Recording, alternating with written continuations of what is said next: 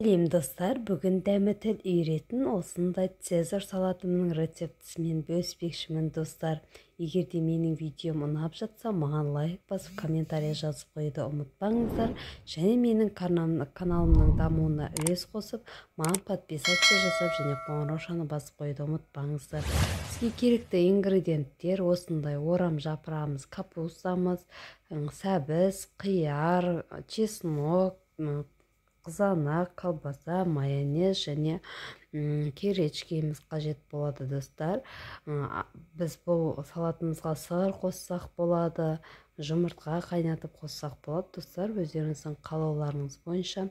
Осылай құрғақ ыдысымызға капустамызды жақсылап турап, оның үстінен бір сәбізімізді осылайша теркадан өткізіп аламыз, және чесногымызды осылай үстінен өткізіп аламыз. Помидорымызды осылай 4 бөлікке бөліп, ұсақтап осылайша солонка етіп турап аламыз. Сәбіздерімізді де осылай ортасынан бір бөліп, осылай терканың әртүрлі формасымен кессеңіздер болады, пышақпен кессеңіздер де болады достар.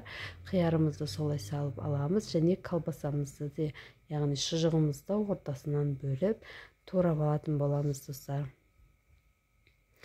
Барлығын турап болғасын, осындай керечкемізді араластырып, салатымыздың үстінен салғаннан соң достар, майонезімізді салып, жақсылап бір керке етіп араластырып алатын боламыз достар.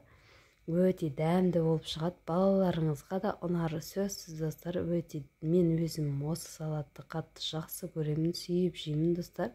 Осылай майонезімізді салып болғаннан соң үстінен тұзымызды салып, барлығын бір керке етіп, қолымыздың не болмаса қасығымыздың көмегімен араластырамыз. Міне достар, мен цезарь салатым дайын.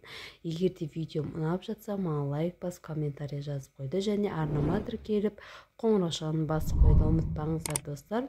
Алла разы болсын. Менің каналымның дамуына үлес қосып кеткендеріңізге рахмет. Сіздермен бірге болған Алмагүл.